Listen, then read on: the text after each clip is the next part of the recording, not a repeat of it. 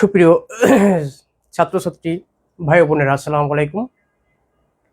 আশা করি যে যেখানে বসে আমার কথাগুলো শুনছো এবং আমাকে দেখছো, অবশ্যই আল্লাহর অশেষ নিয়ামতে সবাই ভালো আছো। তোমাদের দোয়ার বরকতে আমিও এক প্রকারে ভালো আছি, তবে সামান্য একটু অসুস্থ আছি। সামান্য বলতে বেশ ভালো কথা বলতে কষ্ট হচ্ছে। তারপরেও আমরা একটা সার্ভিস দেওয়ার জন্য পরিকরবদ্ধ, যার কারণে সবার সামনে দাঁড়াতে হলো। যেহেতু আমরা একটা কমিটমেন্ট করেছি যে একটা ফ্রি পড়াবো, যারা সমাজ সেবা অধিদপ্তরে 52টি পদে পরীক্ষা দিচ্ছেন, স্বাস্থ্য অধিদপ্তরে পরীক্ষা দিচ্ছেন, তারপরে পরাঞ্চলে, তারপরে বিদ্যুতে, বিভিন্ন 11 থেকে 20 গ্রেডের মধ্যে যত চাকরি পরীক্ষা দিচ্ছেন, সকল চাকরি পরীক্ষার্থীদের জন্য আমরা এই সেবামূলক কাজটি আপনাদের জন্য তৈরি করেছি। 40টি ক্লাসের মাধ্যমে আমরা আপনাদের একটা প্রোগ্রাম শেষ করব। তো এখানে ম্যাথ আমি শাহিন স্যার, মানসিক সাধারণ জ্ঞান জিকে আলামিন স্যার, ইংলিশ ইফতেখার, আর বাংলা আছে হলো সারাভাত স্যার। তো যাই হোক, আমরা আমাদের কমিটমেন্ট রাখার চেষ্টা করব, অসুস্থ থাকলেও চেষ্টা করব। যদি আপনারা আপনাদের কমিটমেন্ট যদি ঠিক রাখেন, আমাদের ক্লাসগুলো পড়বেন, আর এই টপিক্সের উপরে আপনি যে জায়গায় থেকে ইচ্ছা হোক, যেখান থেকে ইচ্ছা হোক, আমাদের শিট থেকে হোক, আপনি ক্লাসটি কমপ্লিট করে আমাদের আবার এই টপিক্সের উপর পরীক্ষা হয় প্রতিদিন। আজকের ক্লাসটা, আগামীকাল পরীক্ষা। তাহলে আপনি এই পরীক্ষাটা যদি ঠিকমতো দিতে পারেন আর এই ক্লাসটা যদি করতে পারেন, ইনশাল্লাহ আপনার চাকরি নিশ্চিত হবে। কোনো জায়গায় না কোনো জায়গায় হবে, এটা আমরা আশাবাদী। তো যাই হোক, আজকে আমার প্রথম ম্যাথের উপরে ক্লাসটা। এই মুহূর্তে আমাদের সাথে অনেকে আছেন। এমডি আশিকুর রহমান স্যার, আসসালামু আলাইকুম। ওয়ালাইকুম আসসালাম। আশিক, কেমন আছেন? তারপরে আয়শা বিনতে আলী, আসসালামু আলাইকুম স্যার, কেমন আছেন? আলহামদুলিল্লাহ। কে কোথায় থেকে দেখছেন এবং কে কোথায় থেকে শুনছেন, অবশ্যই আমি একটা শেয়ার এবং লাইক কমেন্ট চাই। যেহেতু অসুস্থ মানুষ, জোরালো কথা বলতে পারবো না। অসুস্থর মধ্যে হলো আমার একটু জন্ডিস দেখা দিয়েছে, তো এই জন্য শরীরটা কেমন যেন ম্যাচ করে, মানে কোনো তাল ঘুল ঠিক পাই না। তো যাই হোক, আমি আজকে যে টপিক্সটা আমাদের রুটিনে দেওয়া আছে, আমরা রুটিনটা কিন্তু পুরো মাসে রুটিন দিয়ে দিয়েছি। এখন এখানে কিন্তু আমরা ওই ওই চলাফেরা, আসা যাওয়া, এই ধরনের স্টুডেন্ট কিন্তু আমরা চাচ্ছি না। যারা একবারে ডেডিকেটেড, অর্থাৎ যারা কথা শুনবে, যারা আমাদের সাথে চলতে পারবে, শুধু তারাই আমাদের সাথে থাকবে, আমাদের ক্লাসগুলো করবে, পরীক্ষাগুলো দেবে এবং ভালো কিছু আশা করবে। শুধু তারাই আমাদের সাথে থাকবে, অন্য কেউ এখানে থেকেও লাভ নেই, এসেও লাভ নেই। আর যারা আসবেন তারা আসেন না, আল্লাহর রাস্তায় তারা আসবেন না। কারণ সস্তার 3 অবস্থা, আমরা সস্তায় দিচ্ছি, এটাকে 3 অবস্থা মনে করে আপনারা চলে যান। আর যারা সস্তাটাকেই যদি একটু মনে করেন যে না, এটাকে ভালো সম্ভব করতে পারে, তাহলে তারাই থেকে যান। আল্লাহর রাস্তায় বিরক্ত করেন না, থাকেন না। তো যাই হোক, আমি এই মুহূর্তে বাস্তব সংখ্যা নিয়ে একটা কথা বলতে চাচ্ছি। বাস্তব সংখ্যাটা হলো একটা সংখ্যার অধ্যায়। তো সংখ্যার মধ্যেই হলো বাস্তব সংখ্যা একটা পাঠ। এখন আমরা সংখ্যার চ্যাপ্টারটাকেই বাস্তব সংখ্যায় রূপান্তর করে ফেলেছি। মানে কি বলবো, যে পুরো একটা মানুষের অঙ্গ পতঙ্গগুলোর মধ্যে শুধু মাথাটাকে নিয়েই আমরা একটা চ্যাপ্টার তৈরি করে ফেলছি। না, এটা না, শুধু মানুষের টোটাল বডিটা কি আছে, টোটালটাই আমরা পড়তে হবে। তো এটা হলো টোটাল বডিটার নাম হলো সংখ্যা, আর বাস্তব সংখ্যা হলো একটা মাথা বা একটা হাত, এরকম একটা অঙ্গ। তো যাক, আমরা এবার চলে যাব আমাদের এই সংখ্যার অধ্যায়ের বাস্তব সংখ্যার পাঠে। তো একটা শেয়ার হয় কিনা সবাই যে যেখান থেকে দেখতেছেন। হ্যাঁ, মুহিব ফয়সাল মুহিব, সিরাজগঞ্জ, ওকে, থ্যাংক ইউ। জবমেটের পক্ষ থেকে আন্তরিক শুভেচ্ছা অভিনন্দন জানিয়ে আজকে সংখ্যার অধ্যায়ে আমরা যেটা শুরু করব,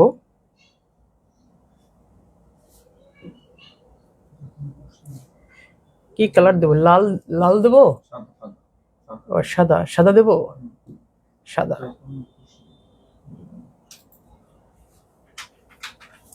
আসলে আমরা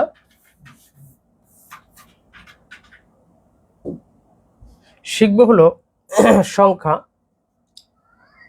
চ্যাপ্টারের নামই হলো সংখ্যা।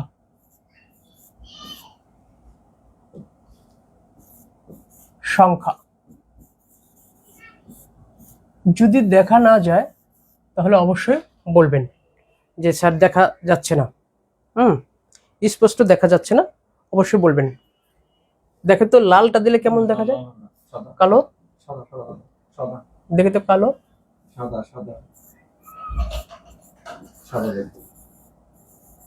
বলেন কোনটা দেব?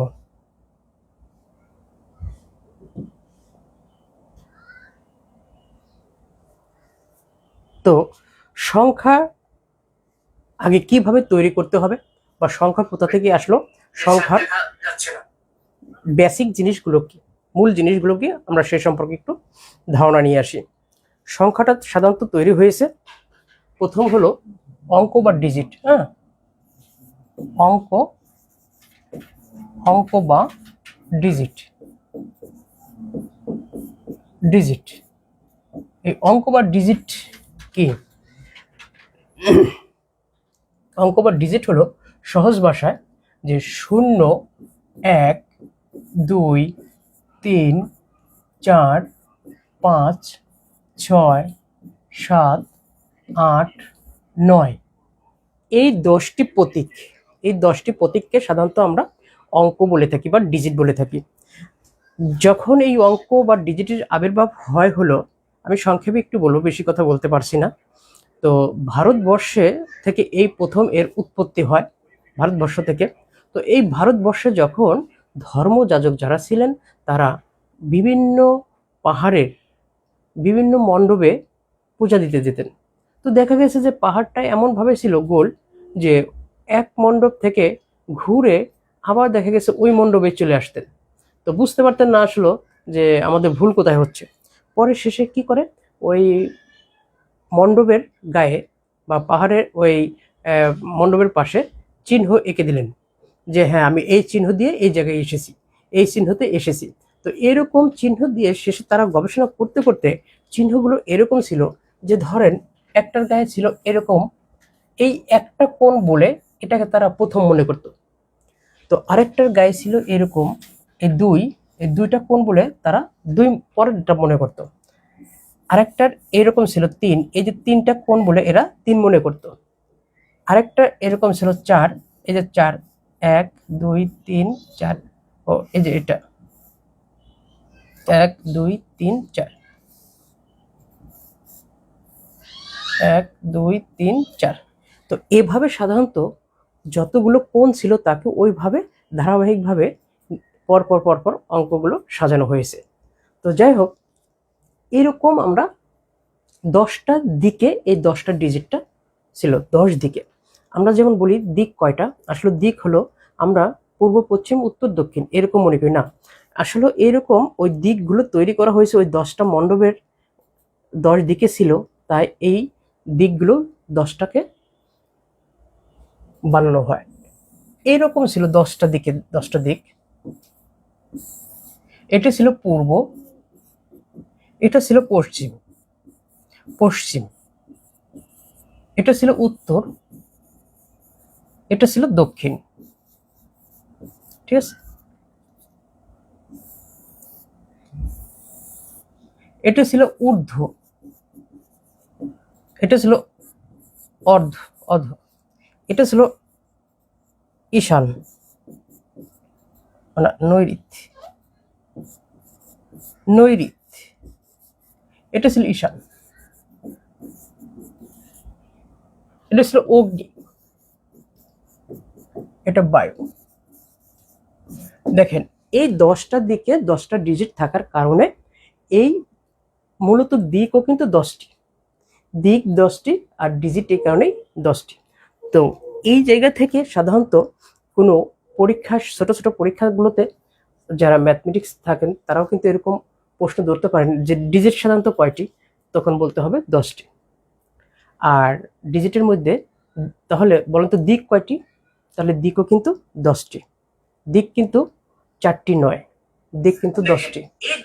ঠিক আছে, তাহলে এই জায়গা থেকে আপনি যে জিনিসটা নোট করে রাখবেন বা যে জিনিসটা পড়বেন যে আমাদের দিক হলো 10টি, এই 10টি দিকের জন্য ডিজিটও 10টি।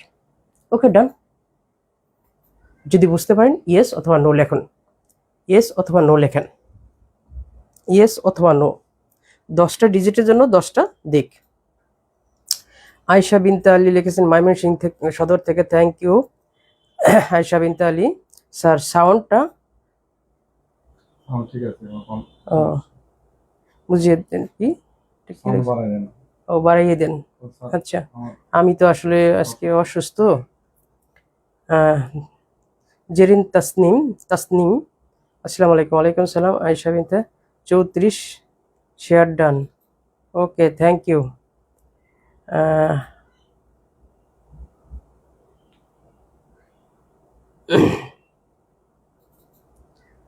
তারপরে Lamia no, Faisal Mahbub no, Ashikur Rahman yes. ও আবার একটু বলছি, দেখেন আমাদের কিন্তু ওই মানে তাড়াহুড়া করে পড়ানো এটা সিস্টেম না। আমাদের সিস্টেমটা হলো আপনাকে সঙ্গে করে নিয়ে যাওয়া। আবারও বলছি যে ম্যাথমেটিক্সের জগতে যারা এই 0 থেকে 9 পর্যন্ত গুনতে পারবে তাদেরকেই আমি অঙ্ক শেখাতে পারবো। যদি সে 0 থেকে 9 পর্যন্ত এই অঙ্কগুলো গুনতে পারবে তাদেরকেই আমি অঙ্ক শেখাতে পারবো। তাহলে এবার বলেন অঙ্ক কয়টি? এই 10টি। আর এই জন্য এই দিক কয়টি? দিকও 10টি। দিক কয়টি? 10টি। কোনো পরীক্ষায় ভাইভাতে, বিশেষ করে ভাইভাতে ধরে যে বলেন তো দিক কয়টি, তখন অনেকে বলে কয়টি? 4টি। সাধারণত 4টি জানে, পূর্ব পশ্চিম উত্তর দক্ষিণের 4টি দিক। আসলে দিক কয়টি? 10টি। ক্লিয়ার বিষয়টা? এটুকুই জেনে রাখেন। 10টি দিক, দিকগুলোর নাম লিখে রাখেন, আর আপনি ডিজিট 10টি লিখে রাখেন, আর কোন জায়গায় কোনটা আছে সেটাও লিখে রাখেন। ওকে, ডান।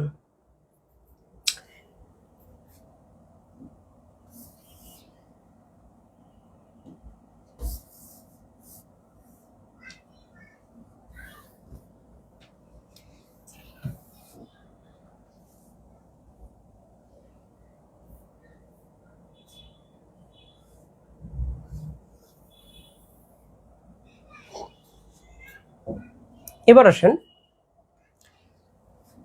0, 1, 2, 3, 4 লেখেন, আমার সাথে সাথে লেখেন। 4, 5, 6, 7, 8, 9। এই ডিজিটকে সাধারণত দুটি ভাগে ভাগ করা হয়। 0 থেকে 9 পর্যন্ত এই 10টি ডিজিটকে দুটি ভাগে ভাগ করা হয়। এই 1 থেকে 9 পর্যন্ত যারা আছে এরা হলো স্বয়ংসম্পন্ন। স্বয়ংসম্পন্ন মানে এদের নিজস্ব মান আছে। নিজস্ব মান আছে মানে 1 এর নিজস্ব মান 1, 2 এর নিজস্ব মান 2, 3 এর নিজস্ব মান 3।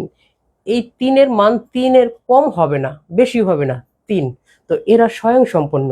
ঠিক আছে, এই জন্য এরা হলো সার্থক, মানে যত কষ্ট করছে এরা সার্থক হয়ে গেছে, স্বয়ংসম্পন্ন হয়ে গেছে। ঠিক আছে, এদেরকে বলা হয় সার্থক অঙ্ক।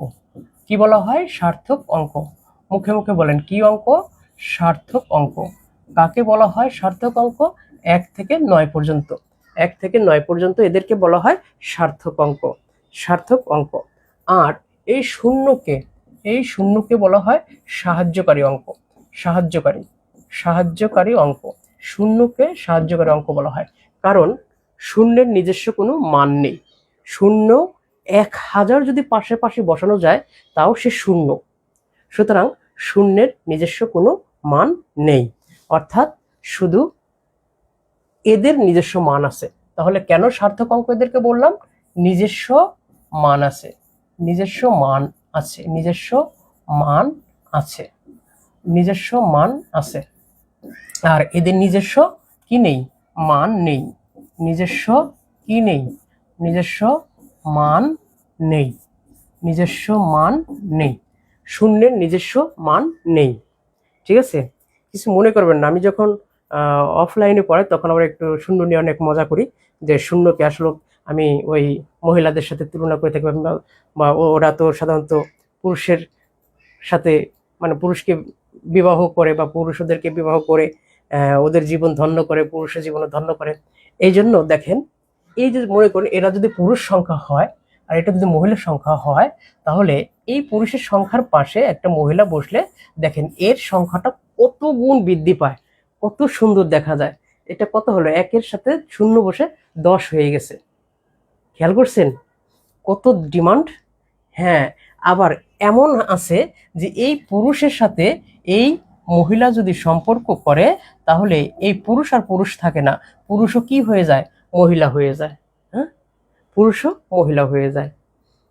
দেখেন না, আমি আর কথাই বলি, আমারই তো বোর কথা সবসময় শুনতে হয়, ভালো হোক আর খারাপ হোক, হ্যাঁ হ্যাঁ হ্যাঁ, কোনো সময় না বলা যাবে না। মানেটাই হলো এরকম যে পুরুষরা এক সময় ছোট থাকলে তারা 20-25 বছর পর্যন্ত মায়ের কথা শুনতে হয়। মা বলে তুই বেশি কথা বলিস না, তুই বেশি বুঝিস না, মায়ের কথাই শুনতে হয়। এরপরে বিয়ে করার পরে তখন স্ত্রী বলে তুমি কিছু বোঝো না, তোমার বোঝার দরকার নাই, তুমি চুপ করে থাকো। তা এরা কি হয়ে যায়, এই যে দেখেন চুপ হয়ে গেছে, শূন্য হয়ে গেছে। এই হলো পুরুষের জীবন। তো এই আমরা সাধারণত শিখলাম শূন্য হলো সাহায্যকারী, আর 1 2 3 4 5 6 7 8 9 এরা হলো সার্থকাঙ্ক। পরীক্ষায় সাধারণত এই ধরনের প্রশ্ন এই পর্যন্ত পাইনি, মানে এই কথাটি পাইনি, তবে হতে পারে সামনে যে কোনো পরীক্ষায় হতে পারে যে অঙ্ক সাধারণত কত প্রকার। মূল প্রশ্ন এখান থেকে কোনটা হতে পারে, অঙ্ক কত প্রকার, অঙ্ক কত প্রকার। তাহলে অঙ্কটা সাধারণত 2 প্রকার, অঙ্ক কত প্রকার লিখে রাখতে পারেন, অঙ্ক কত প্রকার, এটা হলো প্রশ্ন। উত্তর হবে কি 2 প্রকার, উত্তর 2 প্রকার, উত্তর 2 প্রকার। আশা করি বুঝতে পারছেন।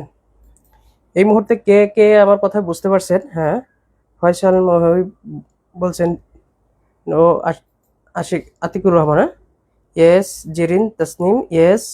আয়েশা বিনতে আলী, হামিম মিয়া, রুকসানা আক্তার, নদী আক্তার, আকলিমা সরকার,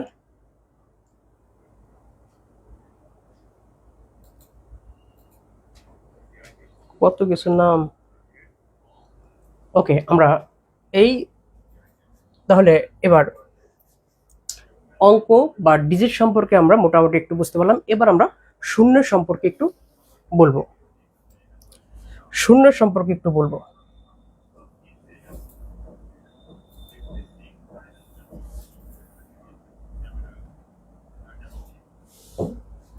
শূন্য,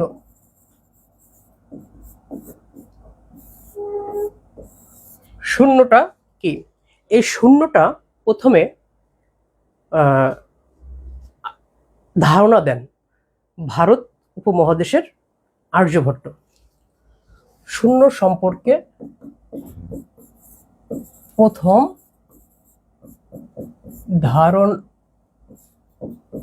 ধারণা দেন ভারত উপমহাদেশের আর্যভট্ট। কিন্তু তিনি শূন্যকে ইস্টাবলিশ করে যেতে পারেননি, তিনি শুধু ধারণা দিয়ে গেছেন যে হ্যাঁ এরকম শূন্য যদি আমরা ব্যবহার করি তাহলে এই যে কোনো ডিজিটের পাশে বসালে উহা 10 গুণ বৃদ্ধি পায়, এরকম একটা ধারণা দিয়ে গেছেন, কিন্তু ইস্টাবলিশ করে যাননি। কিন্তু এটা ইস্টাবলিশ কে করলো? এটা ইস্টাবলিশড বা এটার জনক কাকে বলা হলো? তাহলে শূন্য এর জনক বা ইস্টাবলিশড করলেন জনক আর্যভট্ট, সরি ব্রহ্মগুপ্ত।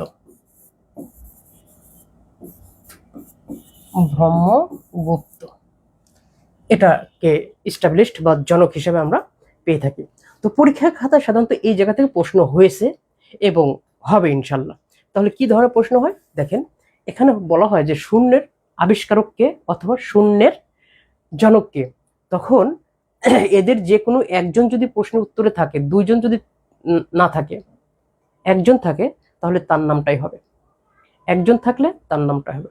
আর যদি দুইজন থাকে তাহলে অবশ্যই এই ব্রহ্মগুপ্ত থাকবে। আবারও বলছি, দুইজন থাকলে ব্রহ্মগুপ্ত, আর একজন থাকলে যে থাকবে সেই। ব্রহ্মগুপ্ত থাকলে ব্রহ্মগুপ্ত, আর্যভট্ট থাকলে আর্যভট্ট, কিন্তু দুইজন থাকলে ব্রহ্মগুপ্ত।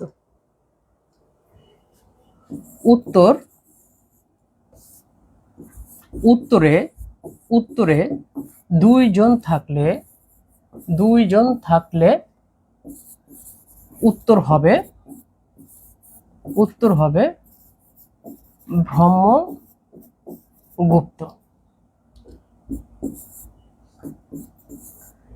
একজন থাকলে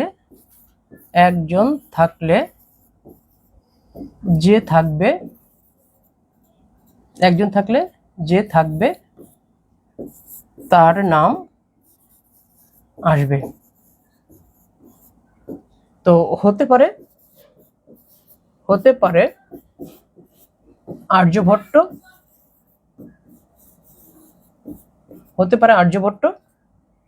হতে পারে ব্রহ্মগুপ্ত। দেখেন এই কথাটা বুঝতে পারেন কিনা, যে শূন্যের জনক বা আবিষ্কারক প্রশ্ন যদি আসে তাহলে অবশ্যই, যদি দুটি নামই প্রশ্নের অপশনগুলোতে থাকে তাহলে অবশ্যই ব্রহ্মগুপ্ত উত্তর হবে।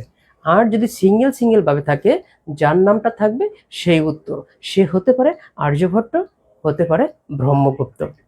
আমার কথা ক্লিয়ার কিনা, কোনো ভেজাল আছে কিনা, ক্লিয়ার কিনা?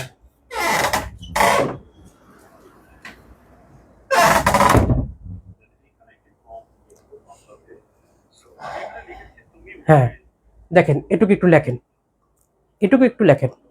দ্রুত লেখেন। লেখা হলে ইয়েস নো বলেন, ইয়েস নো। হ্যাঁ ক্লিয়ার। লামিয়া বলেছে ক্লিয়ার। হ্যাঁ, আর কে ক্লিয়ার হয়েছেন একটু বলেন। ওকে, এটুকু ক্লিয়ার হয়েছেন কিনা দ্রুত লেখেন।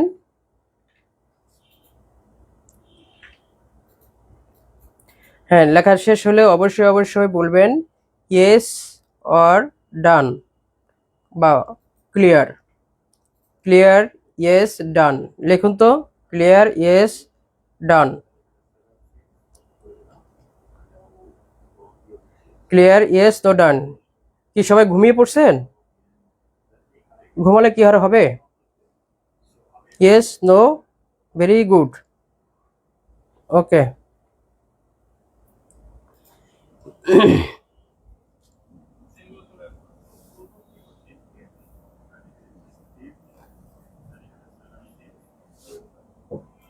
এবার দেখেন, শূন্য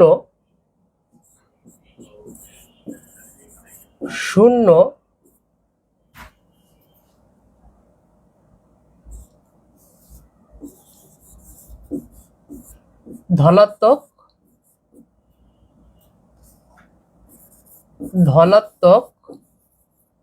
বা ঋণাত্মক কোনটি নয়,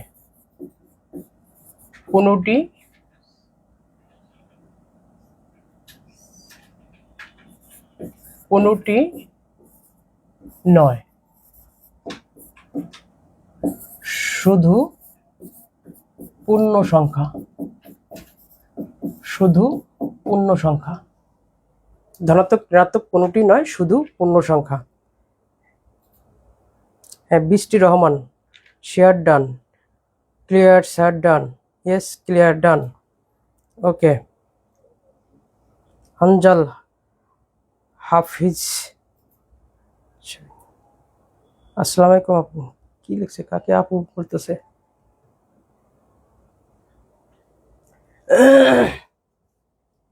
শূন্য ধনাত্মক ঋণাত্মক কোনটি নয়, এটা একটা পূর্ণ সংখ্যা। এবার তাহলে শূন্য সম্পর্কে আমাদের মোটামুটি একটা ধারণা হলো। তবে একটা জিনিস মাথায় রাখবেন, শূন্যর সাথে যে কোনো জিনিস গুণ করলে শূন্য হয়ে যায়, আর শূন্যকে যে কোনো জিনিস দিয়ে ভাগ করলে ওটা আর কিছু পাওয়া যায় না, কারণ ওটা ইনফিনিটি বা অসীম বা অসংজ্ঞায়িত হয়ে যায়, কারণ কিছু নাই, তার কি দিয়ে ভাগ করব। ঠিক আছে। আচ্ছা, এবার দেখেন তাহলে সংখ্যা, আমরা সংখ্যা কাকে বলবো? সংখ্যা হলো যে একটা ডিজিটের একটি অঙ্ক বা ডিজিট এর ডানে বামে উপরে নিচে কোনো চিহ্ন থাকলে উহা সংখ্যা হয়ে যায়, সংখ্যা হয়ে যায়। আবারও বলছি, একটি অঙ্ক বা ডিজিটের ডানে বামে উপরে নিচে কোনো জায়গা থাকলে সংখ্যা হয়ে যায়। যেমন ডানে, ডানে কিভাবে থাকে, এটার মনে করেন পরে, এটা হাত, এটার ডান পাশে পাশে, ধর মনে করেন 7টি, 2 হালি, হালি, এই যে যে ডানে কিছু সংখ্যা থাকলো। আবার বামে, বামে কি থাকে, যেমন এই যে দশমিক থাকলো। আবার উপরে, উপরে কি থাকে, এই যে ধরেন এরকম পৌনঃপুনিক চিহ্ন থাকলো, অথবা বার থাকলো, এই যে এরকম বার। নিচে, নিচেও ঠিক একই রকম এরকম বার থাকলে, তো ডানে বামে উপরে নিচে কোনো কিছু থাকলে উহা কি হয়ে যায়, সংখ্যা হয়ে যায়।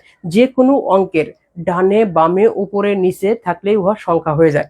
আবার অনেক সময় সহজে মনে রাখবেন যে টি টা খানা খানি মামা মামি খালু খালা পাশে কিছু থাকলে উহা সংখ্যা। একটি অঙ্কের অঙ্কের ডানে বামে টি টা খালা খালু নানা নানি, যে যেমন টি টা 10টা 5টা 2 হালি 5 হালি 2 3 জোড় সংখ্যা ইত্যাদি থাকলেই সংখ্যা হয়ে যায়। অর্থাৎ আরেকটা কথা হলো যে টি টা 10 খানা, এই জন্য খানা, 10 খানি খানি, এবার হালি 5 হালি হালি, 2 গন্ডা 2 গন্ডা, এই জাতীয় থাকলে উহা সংখ্যা হয়ে যায়। ঠিক আছে, দেখুন 5 গন্ডা, 2 হালি, 3টি, 5টি, এরা সংখ্যা। অঙ্কের যে কোনো অঙ্ক বা ডিজিটের পাশে উপরে নিচে ডানে বামে কোনো কিছু থাকলেই হলো, সে যাই থাক, সে পৌনঃপুনিক থাক, দশমিক থাক, উপরে বার থাক, টি টা খানা খানি থাক, যাই থাক, এই অঙ্কের পাশে কোনো কিছু থাকলে উহা সংখ্যা হয়ে যায়। আমরা সহজভাবে মনে রাখবো যে অঙ্ক যে 9টি আছে, এই 9টির পাশে যে কোনো কিছু ডানে বামে উপরে নিচে থাকলেই উহা সংখ্যা, এটা আর মাপ হওয়ার কিছু নেই। হ্যাঁ, এবার আমাদের মাঝে আসছেন মাতাল কবি রাজ্জাক দেওয়ান। খালা খালু কোথা থেকে আসলো? ওই খালা খালু যে কোথা থেকে আসলো সে প্রশ্নের জবাব তো আবার দিতে হলে তো সময় লাগবে। মানে ওই যে সংখ্যার পাশে 10 হালি 10 এবার থাকতে পারে, 2 খালা 3 খালু, 2 খালার 3 খালু, হ্যাঁ এরকম থাকতে পারে, ওরা সংখ্যা। খালা 2টা খালু 3টা, সংখ্যা। আচ্ছা, মাতাল কবি রাজ্জাক দেওয়ান, হ্যাঁ ওকে। প্রশ্ন করবেন, আপনার যত রকমের প্রশ্ন আছে আপনি সুরে মারবেন, কোনো সমস্যা নেই, প্রশ্নের অ্যান্সার। তবে এমন প্রশ্ন করবেন না যে প্রশ্নের উত্তর আমার নিজেরও জানা নেই। যেমন আমি একটা সহজ প্রশ্ন ধরি, যে কোন পাখি 2 পা দিয়ে উপর দিকে নামে ওঠে, 2 পা দিয়ে উপর দিকে ওঠে আর 3 পা দিয়ে নিচের দিকে নামে, 3 পা দিয়ে নিচের দিকে নামে। এমন কোনো পৃথিবীতে পাখি নাই যার 2 পা উপর দিকে দিয়ে ওঠে আর 3 পা নিচের দিকে দিয়ে নামে। এটা ভুল প্রশ্ন, তো এরকম প্রশ্ন উত্তর তো দেওয়া যাবে না। তো যাই হোক, এটা হলো সংখ্যার একটা সংজ্ঞা। আরেকটা সংজ্ঞা দিচ্ছি।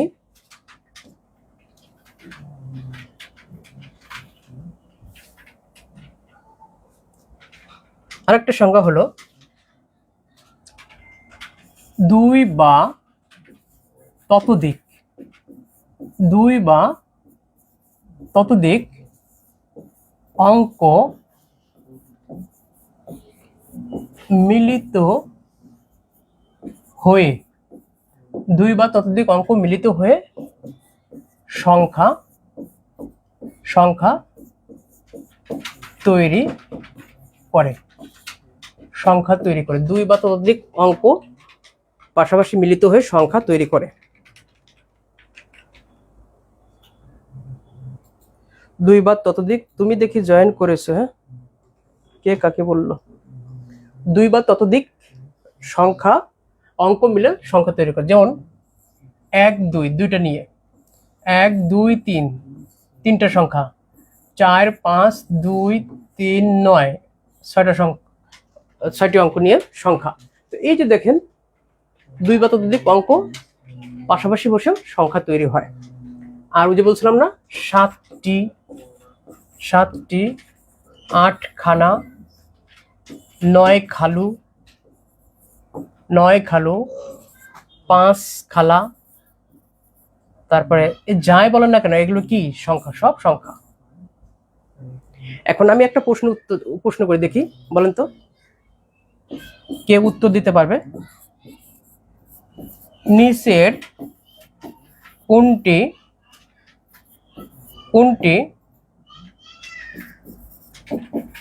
সংখ্যা নয়? ক নাম্বার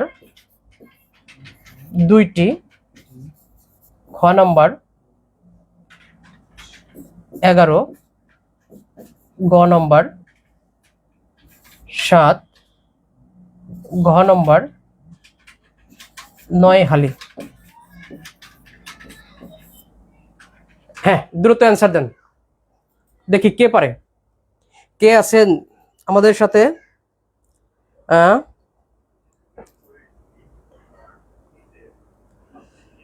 হ্যাঁ, দেখি কে পারেন।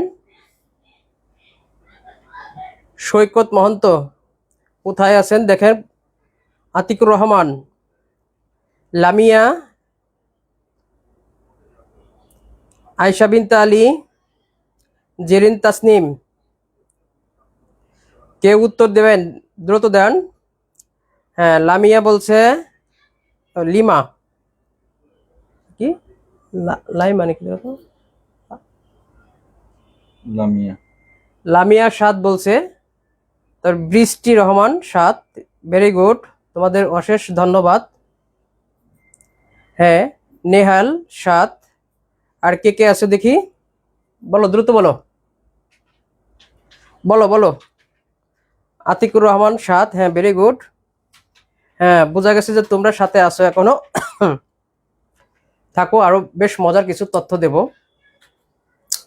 একবার ক্লিয়ার হয়ে যাবে। সৈকত মহন্ত, হ্যাঁ একদম টোটাল ক্লিয়ার করে দেবে ইনশাল্লাহ, কোনো পরীক্ষা আসলে হয়ে যাবে। হ্যাঁ 7, এই যে দেখো, এই যে বুঝতে পারছো বিষয়টা, তাহলে তোমরা বুঝতে পারছো।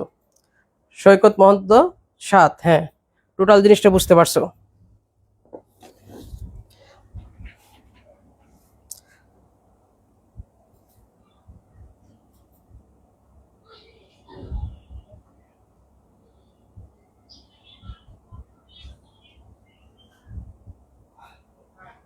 হ্যাঁ, ওকে।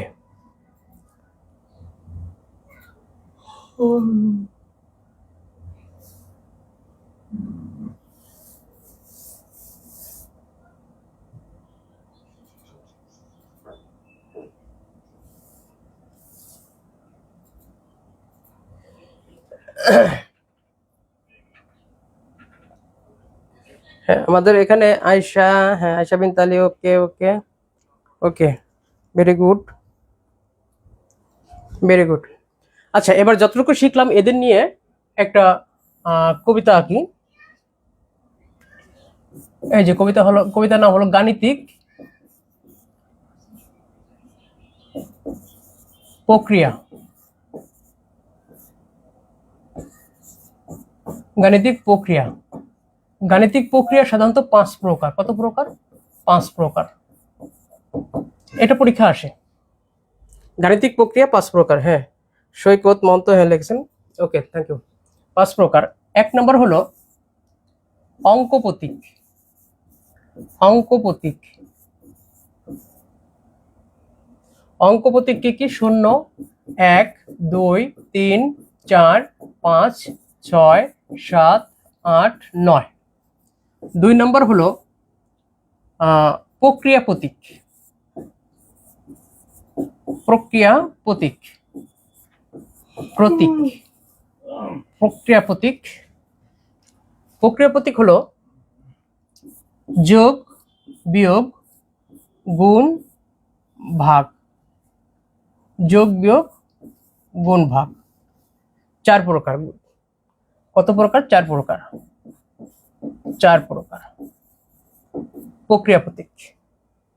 আরেকটা আছে হলো সম্পর্ক প্রতীক। সম্পর্ক প্রতীক। সম্পর্ক প্রতীক হলো যেমন less than, greater than, less than or equal, greater than or equal, তারপরে সমান সমান, not equal, equal not equal. এই হলো 5টা সম্পর্ক প্রতীক। এটা আরেকটা আছে হলো বন্ধনী প্রতীক। বন্ধনী প্রতীক। বন্ধনী প্রতীক 3 প্রকার। Second bracket, third bracket, first bracket. আরেকটা ছিল অক্ষর প্রতীক। অক্ষর প্রতীক। অক্ষর প্রতীক। অক্ষর প্রতীক অজানা। অজানা অনেক। 1, 2, 3 অক্ষর প্রতীক হলো অনেক। 16, 18, আলফা, বেটা, গামা, পৃথিবীতে যত বাকি যা আছে সবই অক্ষর প্রতীক। হ্যাঁ, অনেক। তো এটা একটু লিখে রাখতে হবে। হ্যাঁ, ওকে, দ্রুত লেখো। এই কবিতাটা লিখে রাখো। লিখে ডান, ডান লেখো। লিখে ডান, লিখে ডান।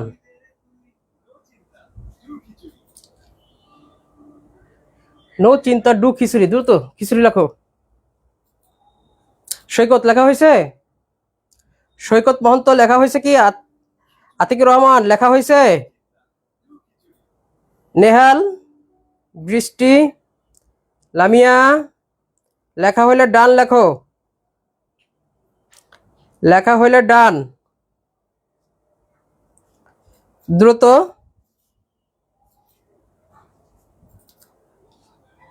হ্যাঁ, লামিয়া লিখছে নোট ডান। ওকে, সৈকত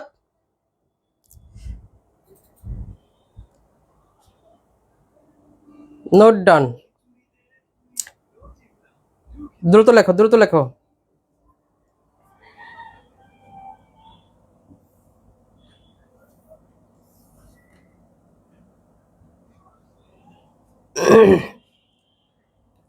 হ্যাঁ, আতিকুল লিখছে। হ্যাঁ, Atikur Rahman done, Saikat done. Very good, thank you. আল্লাহ তোমাদের মনের আশা পূরণ করুন, যেন মনের মতো একটা চাকরি পাও, তারপরে ধর্মবিরু একটা বউ পাও। যে যে ধর্মের হও না কেন, যেন বউটা ধর্মবিরু হয়।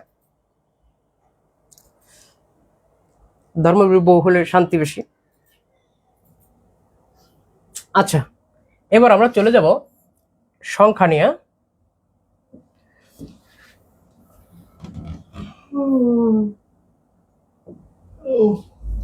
দেখো, এই যে আমরা সংখ্যা শিখলাম, এখন সংখ্যার প্রকারভেদ। এই সংখ্যা সাধারণত 2 প্রকার। কত প্রকার? 2 প্রকার। সংখ্যা সাধারণত 2 প্রকার। সংখ্যা সাধারণত 2 প্রকার। সংখ্যা সাধারণত 2 প্রকার। একটা হলো বাস্তব সংখ্যা।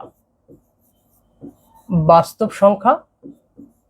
আর একটা হলো অবাস্তব সংখ্যা। এই যে শুরু হলো বাস্তব অবাস্তব সংখ্যার মানে সংজ্ঞা বা তাদের পরিচয়। অবাস্তব সংখ্যা। অবাস্তব সংখ্যা। এই বাস্তব সংখ্যা কাকে বলে, অবাস্তব সংখ্যা কাকে বলে, এগুলো আমি লিখবো। বাস্তব সংখ্যা হলো যে কোনো সংখ্যাকে যদি বর্গ করা যায়, বর্গ করার পরেও যদি সে ধনাত্মক হয় তাহলে বাস্তব, আর যদি বর্গ করার পরে সে যদি ঋণাত্মক হয়ে যায় তাহলে অবাস্তব। এটা আমি সংজ্ঞায় পড়াবো। তো এই বাস্তব সংখ্যা আবার দুই প্রকার। কি কি? একটা হলো মূলদ আর একটা হলো বলদ। বলদ মানে অম্লদ। অম্লদ। এই মূলদ সংখ্যা আবার দুই প্রকার। একটা হলো পূর্ণ সংখ্যা আর একটা হলো শূন্য। শূন্য ধরি, কখন ধরি না। একটা হলো অপূর্ণ। অপূর্ণ বা ভগ্নাংশ। আর এই অমূলদ সংখ্যা ভগ্নাংশে হয়, কিন্তু তার ভিতরে আবার একটু রকম আছে। তো আমরা শুধু ধরে নেই যে এটা শুধু ভগ্নাংশে হয়, কারণ ভগ্নাংশে তো আবার প্রকারভেদ আছে। কিছু আছে সাধারণ ভগ্নাংশ, দশমিক ভগ্নাংশ, পুনঃপুনিক। সাধারণ ভগ্নাংশ সব এদিক চলে আসে, মূলদে চলে আসে। ঠিক আছে, অনেক আছে, ওখানে আমরা পরে বুঝবো। এই পূর্ণ সংখ্যার মধ্যে আছে, দেখো কি কি। মৌলিক সংখ্যা আছে, মৌলিক সংখ্যা, যৌগিক সংখ্যা, যৌগিক সংখ্যা, আবার জোড় সংখ্যা, বিজোড় সংখ্যা, বিজোড় সংখ্যা ইত্যাদি। মৌলিক, যৌগিক, জোড়, বিজোড় ইত্যাদি। আর এই ভগ্নাংশ, এই ভগ্নাংশের মধ্যে আছে হলো একটা হলো সাধারণ ভগ্নাংশ, সাধারণ ভগ্নাংশ, আর একটা আছে হলো দশমিক ভগ্নাংশ। দশমিক ভগ্নাংশ। দশমিক ভগ্নাংশ আবার একটা আছে সাধারণ দশমিক আর একটা আছে পুনঃপুনিক। আমরা যখন ভগ্নাংশ পড়াবো তখন এখানে বিস্তারিত কথাগুলো আমরা বলবো। আর এদিকে অবাস্তব সংখ্যা আছে আবার দুই প্রকার। একটা হলো বিশুদ্ধ অবাস্তব, একটা হলো অবিশুদ্ধ অবাস্তব।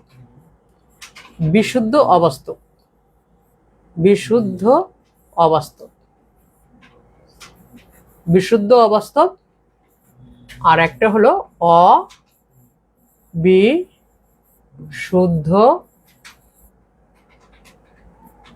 অবাস্তব। বিশুদ্ধ অবাস্তব, অবিশুদ্ধ অবাস্তব, বিশুদ্ধ অবাস্তব, অবিশুদ্ধ অবাস্তব, বিশুদ্ধ অবাস্তব, অবিশুদ্ধ অবাস্তব।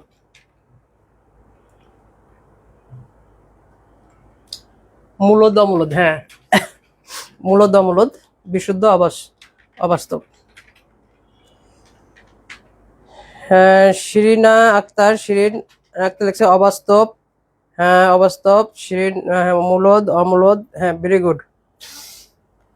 এই আমরা আপনাদের এই বিশেষ করে এই মূলদ, হ্যাঁ, এই মূলদ অমূলদের ক্লাসটি, আর মূলদ অমূলদের ক্লাসটি, আর হলো এই যে মৌলিক সংখ্যার ক্লাসটি, হ্যাঁ, এখানে দুটি ক্লাস আছে, মূলদ এবং অমূলদ, মৌলিক, যৌগিক। এই দুটি ক্লাস আমরা আপনাদেরকে রেকর্ড ক্লাস দিয়ে দেবো। যেটা ক্লাস নেওয়া হয়েছে ওটাই পুনরায় দিয়ে দেবো, কারণ একই সাথে এত বড় ক্লাস নেওয়া সম্ভব না। একই সাথে যদি আমরা নিতে যাই তাহলে 3 ঘন্টার বেশি লাগবে। সুতরাং আজকে আমরা বাকিটুকু করে দেবো, কিন্তু ওই দুইটা মূলদ আর অমূলদ আর হলো মৌলিকের ক্লাসটা আমরা রেকর্ড ক্লাসটা দিয়ে দেবো, আপনারা করে নেবেন। তাহলে আপনারা বাস্তব সংখ্যা বা সংখ্যা সম্পর্কে মূল ধারণা পেয়ে যাবেন। ওকে,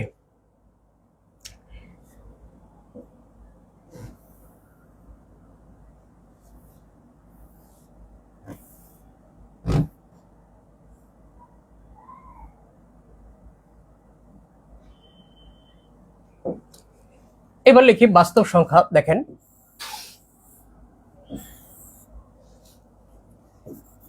বাস্তব রিয়েল নাম্বার, বাস্তব সংখ্যা, রিয়েল নাম্বার, বাস্তব সংখ্যা। আর অবাস্তব সংখ্যা ইমাজিনারি নাম্বার, ইমাজিনারি সংখ্যা, ইমাজিনারি নাম্বার। তো কোন সংখ্যাকে বর্গ করলে যদি ধনাত্মক পাওয়া যায় তাহলে উহা বাস্তব। অর্থাৎ সহজ কথা মনে রাখবো, বর্গ করলে বর্গ করলে ধনাত্মক সংখ্যা পাওয়া গেলে, ধনাত্মক পাওয়া গেলে,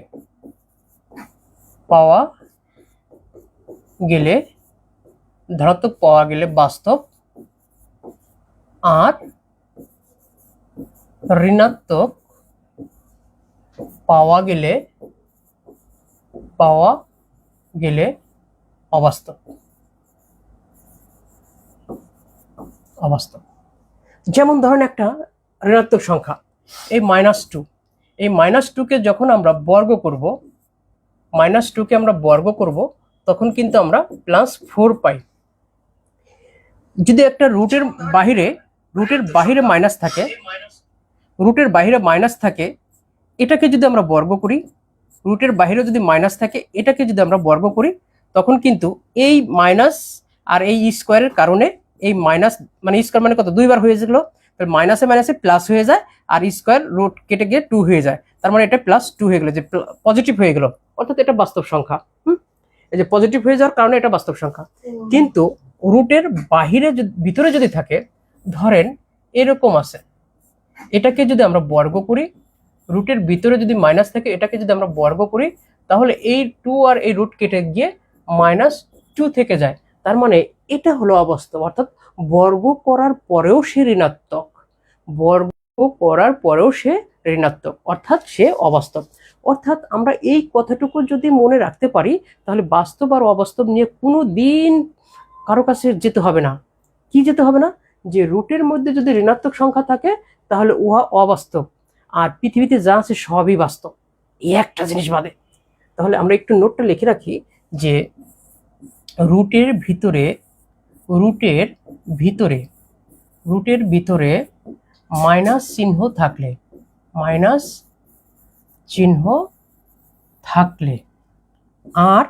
আর একটা কথা মনে রাখতে হবে, আর যদি কোনো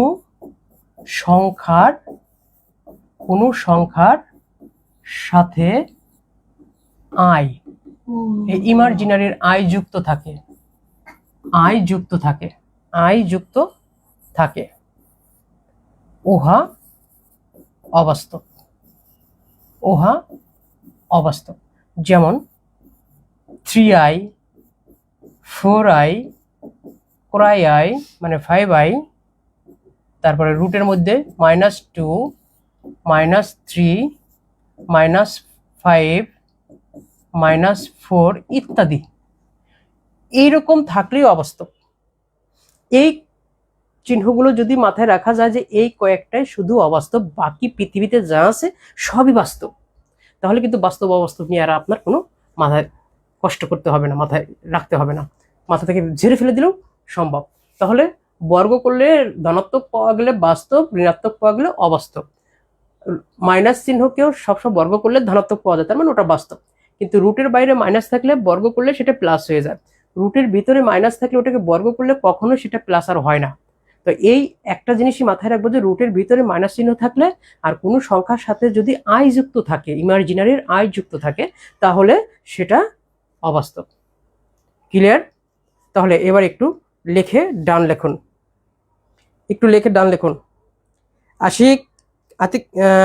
আতিকুর রহমান, শিরিন, মেহেদি হাসান, সৈকত মহন্ত, লিমা, দ্রুত এই কথাটি লিখে অবশ্যই ডান লিখুন, দ্রুত লিখুন।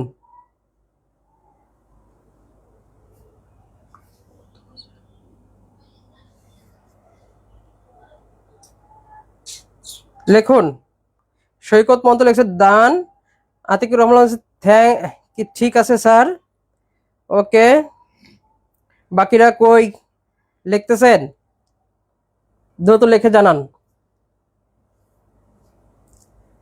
আর কেমন লাগতেছে ক্লাসটি অবশ্যই একটু বলেন তো, ক্লাসটি ভালো মন্দ কেমন লাগছে?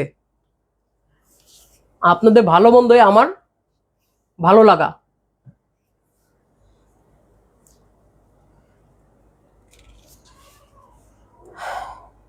কেমন লাগছে দেখি কে কি লেখে। সৈকত মহন্ত, কেমন লাগছে ক্লাসটি? হ্যাঁ, লিমা লেখছে ডান। লিমা, ক্লাসটি কেমন লাগছে বলেন?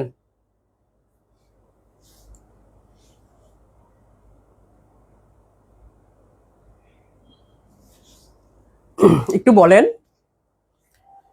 আগামীকালকে ক্লাস আছে। আগামীকাল কিন্তু আবার আপনাদের সাথে ঠিক একই সময়ে একই স্থান থেকে সম্প্রচার হবে সরাসরি লাইভ ক্লাস বাংলা 100% ফ্রি কোর্সে। আপনারা সবাই যুক্ত থাকবেন এবং অবশ্যই হ্যাঁ, সৈকত লেখছে ভালো লাগছে স্যার। হ্যাঁ, কি লিখছিল? খুব ভালো। খুব ভালো।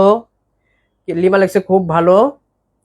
হ্যাঁ, লামিয়া লামিয়া, লামিয়া খুব ভালো লাগছে, থ্যাংক ইউ। লামিয়া লাম ও লামিয়া লামহা।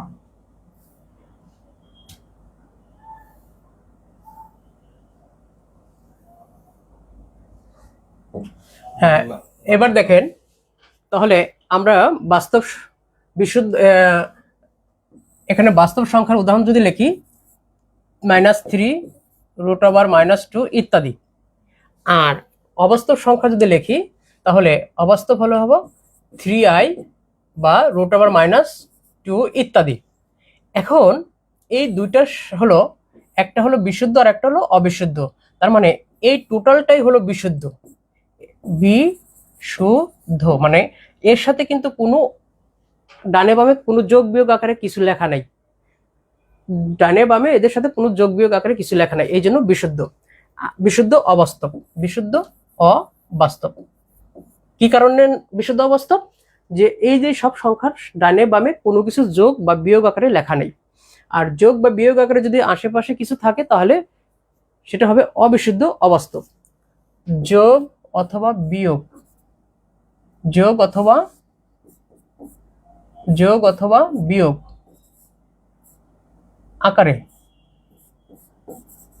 আকারে ডানে বা বামে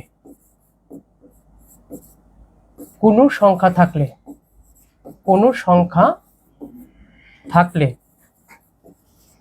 অবিশুদ্ধ অবাস্তব, অবিশুদ্ধ অবাস্তব। যেমন মনে করেন এই 3i এর সাথে +2 এই যে একটা দেওয়া আছে, আবার √−5 -3 দেওয়া আছে। তো এই যে এসব সংখ্যার ডানে বা বামে যে যোগ বিয়োগ আকারে আরো কিছু সংখ্যা থাকে, এগুলোই সাধারণত অবিশুদ্ধ অবস্থা, অবিশুদ্ধ। ঠিক আছে, কঠিন কিছুই না, পড়লেই পারা যায়, অবিশুদ্ধ। হ্যাঁ, যেমন √−4 a b c d যাই থাক না কেন সবই অবিশুদ্ধ। এই অবিশুদ্ধ অনুবন্ধী সংখ্যা, তাহলে এটা পেলাম অবিশুদ্ধ। এই অবিশুদ্ধ এত এর আবার এত এর অনুবন্ধী বা বিপরীত অনুবন্ধী হলো এই যে চিহ্নটা পরিবর্তন হয়ে যাবে। অর্থাৎ আচ্ছা, আগে একটু তুলেন। এই মুহূর্তে ক্লাস ভালো লাগতেছে স্যার। ওকে, মাশাআল্লাহ। ওকে, 0 থেকে শুরু। হ্যাঁ, ঠিক আছে। আমি বলেছি যারা 0 থেকে শুরু করতেছেন তারা আমার ক্লাসগুলো করতে থাকেন দ্রুত। লেখেন, আগে দ্রুত লেখেন।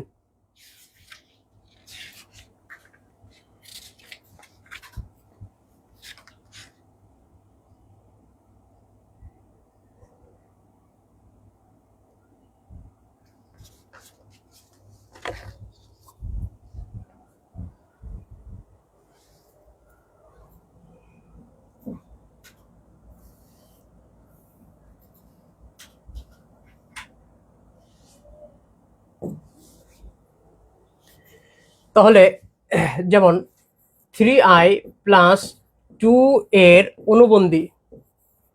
অনুবন্ধী সংখ্যা কত?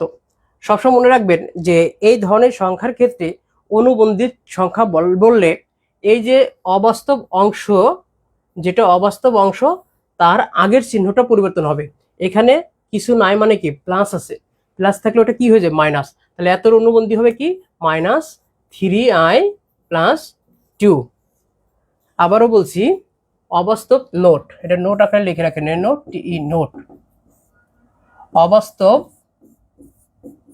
অবাস্তব অংশের আগের চিহ্নের বিপরীত চিহ্ন, অবাস্তব অংশের আগের চিহ্নের বিপরীত চিহ্ন। এই যে অবাস্তব অংশের আগের চিহ্ন এখানে প্লাস ছিল, সেটা কি হয়েছে মাইনাস, এই যে মাইনাস, তা বিপরীত চিহ্ন যুক্ত সংখ্যায় অবিশুদ্ধ অবাস্তব,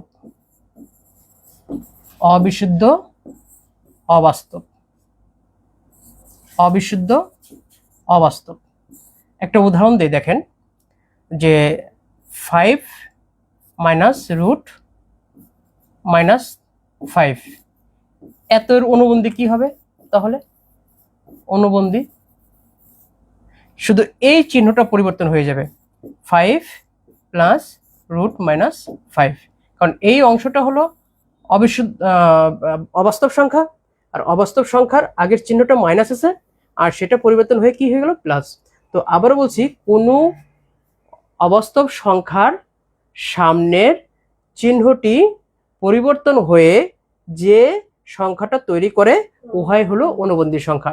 এটা পরীক্ষায় আসবে, এক সময় দেখবেন আপনার চোখের সামনে পাবেন।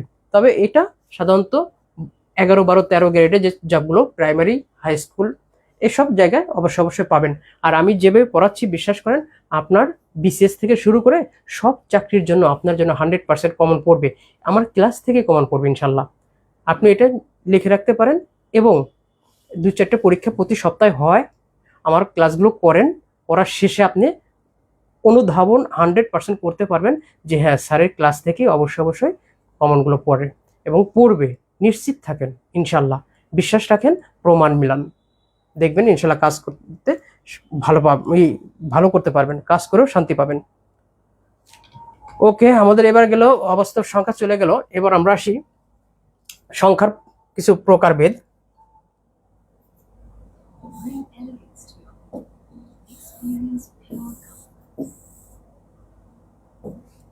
এবার আসেন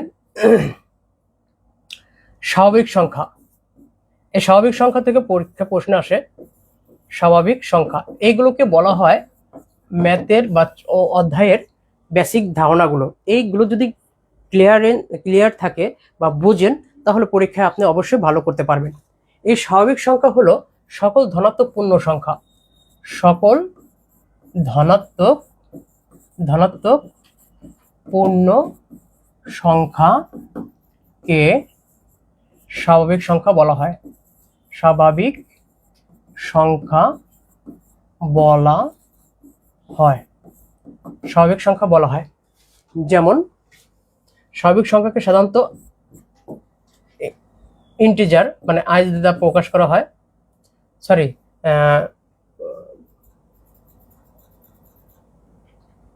1 2 3 4 ... ইনফিনিটি।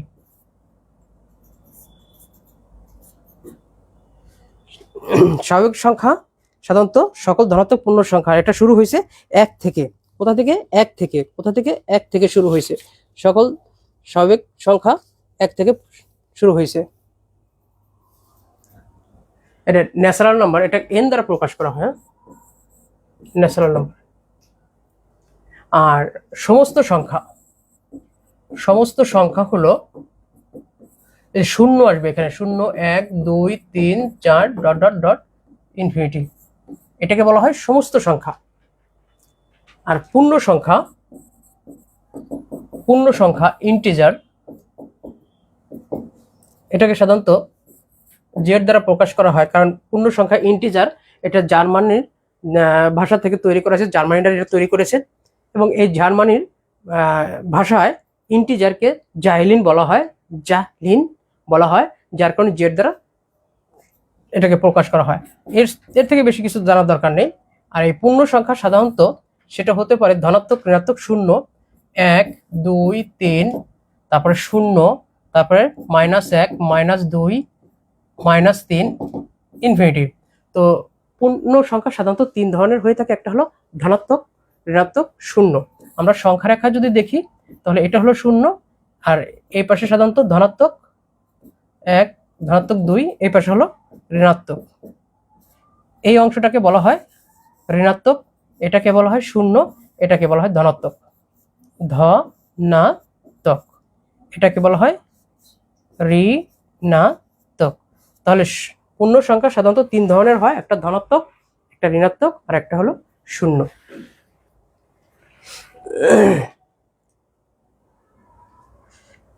হ্যাঁ, দ্রুত লেখা হয়েছে কিনা একটু দেখেন, দ্রুত লেখেন।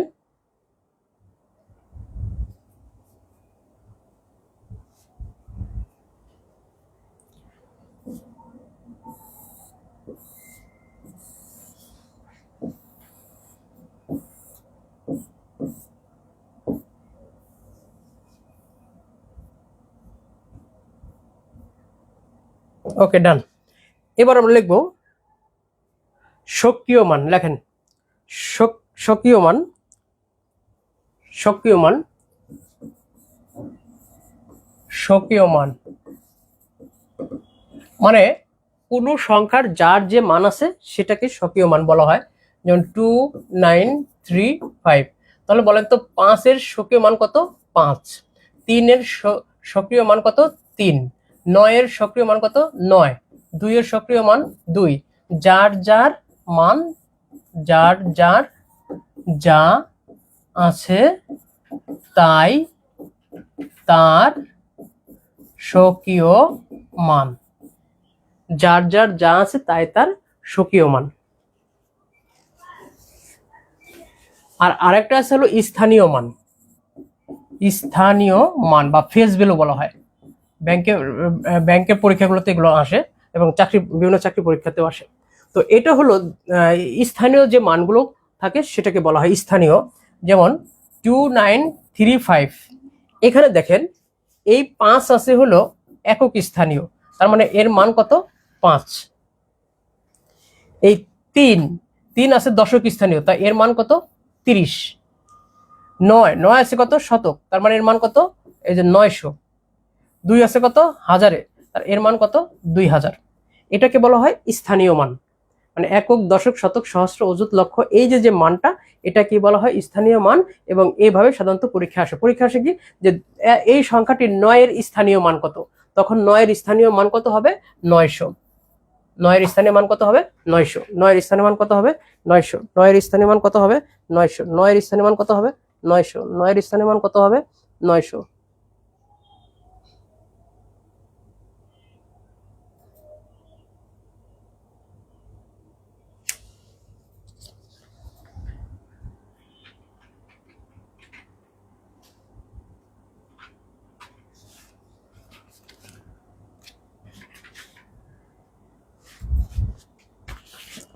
একটা অঙ্ক দেখেন, 23005। এই সংখ্যাটির কে পারে দেখি। এই সংখ্যাটির 3 এর স্থানীয় মান কত? 3 এর স্থানীয় মান কত? এই অঙ্কটা আসছিল হলো 2024 সালে বন অধিদপ্তরে, তারপরে আসছিল বাংলাদেশ বিমান এয়ারলাইন্সের। এই যে দেখেন, এই যে 1 নম্বর অঙ্কটি এই যে আসছিল। তো উত্তরটা দেন তো, কে পারবেন? লামিয়া, আতিকুর রহমান, বলেন এটার উত্তর কত হবে?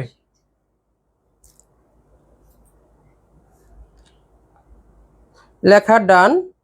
আমি একটা অঙ্ক দিছি, 23005 সংখ্যাটির 3 এর স্থানীয় মান কত? 3 এর স্থানীয় মান কত? হ্যাঁ, লামিয়া লেখছে 3000। Very good, thank you. Atikur Rahman, Saikat Mahanta, হ্যাঁ, নেহাল 3000, ভেরি গুড। হ্যাঁ, এই বাচ্চা কাচ্চা কই গেল? উত্তর দিচ্ছে না কেন? ওকে, ডান।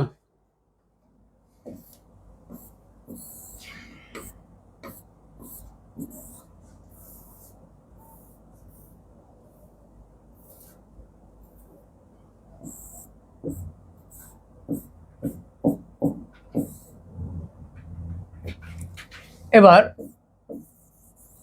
রোমান পদ্ধতি। রোমান পদ্ধতিতে সাধারণত এই এক আইকে সাধারণত এক এক ধরা হয়, দুইটা আই মানে 2, এই ভি কে সাধারণত 5, এক্স কে সাধারণত 10, ডাবল এক্স মানে কত 20, তাহলে এল এ কত 50, সি তে 100, ডি তে 500, এম এ 1000। তো এই জিনিসটা অনেকে ভুল করে, এই যে LCMD, এটা এলসিডি মনিটর। এলসিডি মনিটর বা লাভ চাহিলে দিমু মার, লাভ চাহিলে দি দিমু মার, তারপরে এল হলো লাভ, চাহিলে সি, দিমু হলো ডি, এম এ মার। তার মানে এটা হলো 50, 100, 500, 1000। আর যদি কোনো সংখ্যার উপর এরকম বার থাকে, তাহলে সেটাকে 1000 দিয়ে গুণ করতে হয়। কত দিয়ে গুণ করতে হয়? 1000 দিয়ে গুণ করতে হয়। উপরে বার থাকলে 1000 দিয়ে গুণ করতে হয়। 1000 দিয়ে গুণ করতে হয়। দুটা কথা আছে, দুটা। ওকে, এটা একটু নোট লিখে রাখেন, এটাও পরীক্ষা আসে, দ্রুত নোটটা লিখে রাখেন।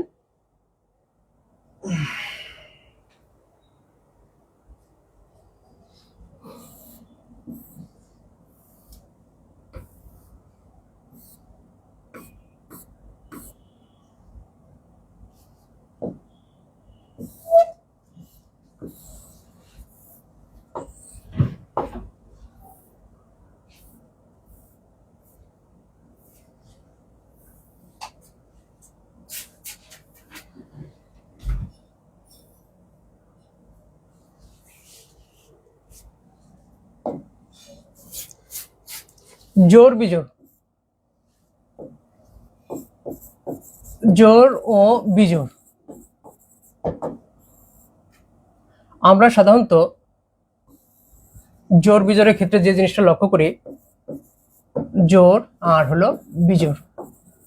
দেখেন, জোড় সাধারণত সকল পূর্ণ সংখ্যা, n যদি একটি পূর্ণ সংখ্যা হয়, n সমান পূর্ণ সংখ্যা, n হলো পূর্ণ সংখ্যা, তাহলে 2n হবে জোড় সংখ্যা, 2n জোড় সংখ্যা। আর যে কোনো একটি জোড় সংখ্যার সাথে এক যোগ অথবা বিয়োগ করলে হয় বিজোড় সংখ্যা। যেমন 2 এর সাথে এক যোগ করলে 3 বিজোড় সংখ্যা, 4 এর সাথে এক যোগ করলে হয় 5 বিজোড় সংখ্যা। তার মানে 2n এর সাথে, এটা হলো যদি জোড় সংখ্যা হয়, এর সাথে এক যোগ করলে এটা হয়ে যাবে বিজোড় সংখ্যা, বিজোড় সংখ্যা। তাহলে আমরা এখান থেকে শুধু এইটুকুই জানবো যে 2n কে জোড় সংখ্যা হিসেবে প্রকাশ করা হয়, আর 2n + 1 কে বিজোড় সংখ্যা হিসেবে প্রকাশ করা হয়। ডান, ক্লিয়ার বিষয়টা? আবারও বলছি, যে কোনো জোড় সংখ্যাকে 2n দ্বারা প্রকাশ করা হয়, আর 2n + 1 দ্বারা বিজোড় সংখ্যা প্রকাশ করা হয়। এখানে একটা কাজ করবেন, সেটা হলো পরীক্ষায় যত অঙ্ক আসুক জোড় বিজোড় নিয়ে, জোড় বিজোড় সংখ্যা নিয়ে যত রকমের অঙ্ক আসুক না কেন, জোড় কথাটাই যখন আপনার সামনে দেখা যাবে, তখনই আপনি ওই সংখ্যাকে জোড় বলা হলে জোড়কে সাধারণত 2 ধরে নেবেন। কত ধরবেন? 2 ধরে নেবেন। আর বিজোড়কে সাধারণত 3 ধরে নেবেন। এই একটা কাজ করবেন, যে কোনো অঙ্ক শেষ, জোড়কে 2 ধরবেন, বিজোড়কে 3 ধরবেন। যত রকমের অঙ্ক আসুক না কেন আপনার সামনে, সব অঙ্ক আপনার কাছে পানির মতো ক্লিয়ার হয়ে যাবে, একদম পানির মতো। আমি দুইটা উদাহরণ দিয়ে আপনাদেরকে বুঝিয়ে দিচ্ছি। দেখেন, এক্স ও ওয়াই যদি বিজোড় সংখ্যা হয়, বিজোড় সংখ্যা হয়, তবে নিচের কোনটি জোড় সংখ্যা হবে? জোড় সংখ্যা হবে। ক নম্বরে আছে হলো x plus y plus one, খ নম্বরে আছে হলো এক্স ওয়াই, গ নম্বরে আছে হলো এক্স ওয়াই প্লাস টু, আর ঘ নম্বর আছে হলো এক্স প্লাস ওয়াই। এদিকে আমি আরেকটা উদাহরণ দেব, সেটা হলো যদি n জোড় সংখ্যা হয়, জোড় সংখ্যা হয়, তবে নিচের কোনটি বিজোড় সংখ্যা? ক n স্কোয়ার মাইনাস n, খ n প্লাস টু, গ 3n মাইনাস ওয়ান, ঘ 3n। এবার দেখেন, এই ধরনের অঙ্ক যে এক্স ও ওয়াই যদি বিজোড় সংখ্যা হয় তবে নিচের কোনটি জোড় সংখ্যা হবে, এই অপশনগুলো দেওয়া থাকবে, আর এখানে এই কথাগুলো আসে। এখানেও ঠিক একই রকম লাগছে, যদি n জোড় সংখ্যা হয় তো নিচের কোনটি বিজোড় সংখ্যা, এই অপশনগুলো দেওয়া আছে এখান থেকে। এখন আমি বলছি যে পরীক্ষায় যদি জোড় সংখ্যা বলা হয়, যে কি সংখ্যা বলা হয়েছে? জোড় সংখ্যা। n যদি জোড় সংখ্যা হয়, জোড় সংখ্যা মানে কত ধরবো? জোড় সংখ্যা বললে কত ধরবো? 2 ধরবো। তার মানে এখানে আমি n এর মানটা n সমান সমান কত ধরবো? 2। এখানে x ও y উভয় বিজোড় সংখ্যা, বিজোড় সংখ্যা হলে কত ধরবো? কত বলেছি? 3। তাহলে মানে x সমান সমান আমি 3 ধরবো, y সমান সমান আমি 3 ধরবো। এবার আমি অপশনগুলো বসাবো, যেটা সত্য হবে সেটাই অ্যান্সার। দেখেন, এখানে আমি x আর y এর মানটা বসিয়ে দেবো। x এর মান কত ধরেছি? 3 ধরেছি। কেন ধরেছি? বিজোড় সংখ্যা বলে। 3 প্লাস ওয়াই এর মান 3 ধরেছি, প্লাস এখানে 1 আছে, তাহলে কত হয়েছে? 3 আর 3 6 এর কত? 7। আমার প্রশ্ন বলছে নিচের কোনটি জোড় সংখ্যা? 7 তো আর জোড় সংখ্যা নয়, 7 বিজোড় সংখ্যা। তার মানে এটা আমার উত্তর হবে না। আমি আবার পরের অপশনটা টেস্ট করব। আর এই ধরনের অঙ্কে সবসময় অপশন টেস্ট করে করতে হয়। এই ধরনের অঙ্ক কোনোদিন রিটেন পরীক্ষা আসে না, এভাবেই মেধা যাচিয়ে করতে হয়। জোড় বিজোড় অঙ্কগুলো খুব কম দেয়, তো দিলেই এই দুইটার অঙ্কের মধ্যে সবসময় বেশি দেয়, মানে এই দুটি অঙ্কই দিয়ে দেয় বেশিরভাগ। আবার এক্স ওয়াই কত? 3 ইন্টু 3 কত হলো? 9। তার মানে এটা বিজোড় সংখ্যা, আমার লাগবে কি? জোড় সংখ্যা। এটা কত হলো দেখেন তো? 3 ইন্টু 3 প্লাস 2, তার মানে 3 তিরিক্ষে 9 আর 2 11, এটাও বিজোড় সংখ্যা। তার মানে নিচেরটা কত আছে? 3 প্লাস 3 ইজ ইকুয়াল টু কত? 6। হ্যাঁ, এটা জোড় সংখ্যা, এটাই আমার উত্তর। এভাবে সাধারণত করতে হয়। আর আরেকটা জিনিস মাথায় রাখবেন, সেটা হলো এই অপশন টেস্টের কাজ যখন করবেন বা অপশন টেস্ট করে যখন অঙ্কগুলো অ্যাপ্লাই করবেন, তখন নিচে থেকে শুরু করলে সুবিধা বেশি পাওয়া যায়। কারণ এই অপশন টেস্টের অঙ্কগুলো সবসময় নিচের দিকেই থাকে, হয় গ বা ঘ এরকমই থাকে। তবে ভাগ্যগুলো অনেক সময় উপর দিকেও থাকতে পারে, তবে নিচেরটাই আগে করলে ভালো হয়। তো যাই হোক, আমরা 4টেই করব, কেননা উত্তর নাও থাকতে পারে। ঠিক আছে? তো এইভাবে জোড় বিজোড় কথা থাকলে, জোড় থাকলে 2, বিজোড় থাকলে 3 ধরে আমরা অঙ্কটা সমাধান করব। ঠিক একই রকম এটা সমাধান করতে পারবো আমরা, যেহেতু জোড় সংখ্যা বলছে 2 ধরেছি, আমরা এখান থেকে 2 n এর মানটা বসিয়ে দেই। 2 স্কোয়ার মাইনাস 2, তার মানে 2 দ্বিগুণ কত? 4। 4 থেকে 2 বাদ দিলে কত? 2 থাকে। আমার চাইছি কি? বিজোড় সংখ্যা, তার মানে 2 একটা জোড় সংখ্যা। ঠিক একই রকম 2 প্লাস 2 ইজ ইকুয়াল টু 4, এটাও জোড় সংখ্যা, এটা হবে না, লাগবে আমার বিজোড়। তার মানে 3 ইন্টু 2 মাইনাস 1, তার মানে 3 দুগুণী 6, 6 থেকে 1 বাদ দিলে 5। হ্যাঁ, এটা বিজোড় সংখ্যা হয়েছে, আমার উত্তরও পেয়ে গেছি। তারপরেও আমরা এখন টেস্ট করে দেখি যে নিচেরটা আছে কিনা। তাহলে 3 × 2 = কত 6, না এটা জোড় সংখ্যা, এটা হয় না। তার মানে আমরা পেয়ে গেছি কিন্তু আমাদের বীজের সংখ্যাটা। তো যাই হোক বন্ধুরা, আজকে ক্লাসটা কেমন লাগলো জানি না, তবে যদি ভালো লেগে থাকে অবশ্যই অন্যদেরকে জানাবেন যে একটা ফ্রি কোর্স চলছে স্যারদের ক্লাসগুলো আমাদের খুব উপকৃত হবেন ইনশাল্লাহ। 100% আপনি অঙ্ক ক্লাসগুলো করেন, যদি কোনো পরীক্ষা যদি আপনার মন মতো পরীক্ষা না হয়, মন মতো পরীক্ষা যদি আপনি না পারেন, তাহলে ফেসবুকের তো বলার অনেক জায়গা আছে, আপনি বলে দিন যে না আসলে কমন পড়ে না, ঠিক আছে? আমরা তো টাকা নিচ্ছি না আপনাদের কাছ থেকে, শুধু দোয়া চাচ্ছি যেন আমরা সুস্থ থাকতে পারি এবং আপনাদের সেবা করতে পারি। তো যাই হোক, ভালো থাকবেন, সুস্থ থাকবেন। আগামী দিনে ক্লাসের কথা মনে আছে কিনা জানি না, আগামীকাল আবার ঠিক বাংলা ক্লাসগুলো হবে, বাংলা ক্লাসগুলো করবেন। আর যদি ভালো লেগে থাকে অবশ্যই সবাইকে জানিয়ে দেবেন। আর আরেকটা কথা মনে রাখবেন যে এই ক্লাসগুলোর উপরে আমি আরো 2টা ভিডিও দেবো, সেই ভিডিও 2টা দেখে আপনারা অবশ্যই কালকে পরীক্ষার প্রিপারেশন নেবেন। তো ধন্যবাদ জানিয়ে শেষ করছি। আল্লাহ হাফেজ।